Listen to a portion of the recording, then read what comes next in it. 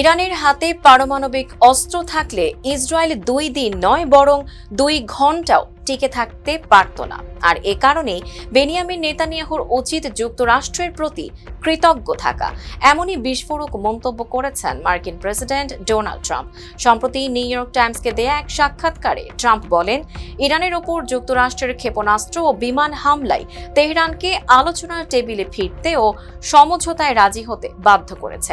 ট্রাম্পের ভাষায়, ইরান তৃতীয় হামলা চায়নি কারণ তারা বেঁচে থাকতে চায়।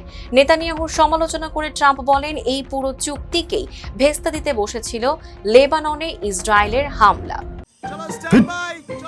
লাইফে কোনো কিছুর গ্যারান্টি নাই, তাই ইন্স্যুরেন্স করুন সিটি ব্যাংকে, কারণ ইন্স্যুরেন্স করলে সিটিতে সুরক্ষা পাবেন নিশ্চিন্তে।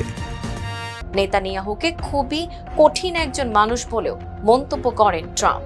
ট্রাম্পের কথা যদি সত্যি হয়, তাহলে প্রশ্ন হলো যে ইসরায়েল নিজেকে ক্ষমতাশালী হিসেবে জাহির করে, সে কি আসলেই আমেরিকার দেয়া সামরিক অক্সিজেন ছাড়া 2 ঘন্টাও টিকতে পারে না?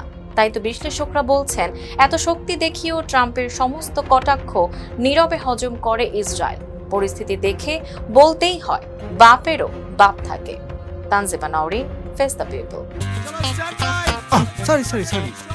লাইফে কখন কি হয় গ্যারান্টি আছে? তাই ইন্স্যুরেন্স করুন সিটি ব্যাংকে, কারণ ইন্স্যুরেন্স করলে সিটিতে সুরক্ষা পাবেন নিশ্চিন্তে।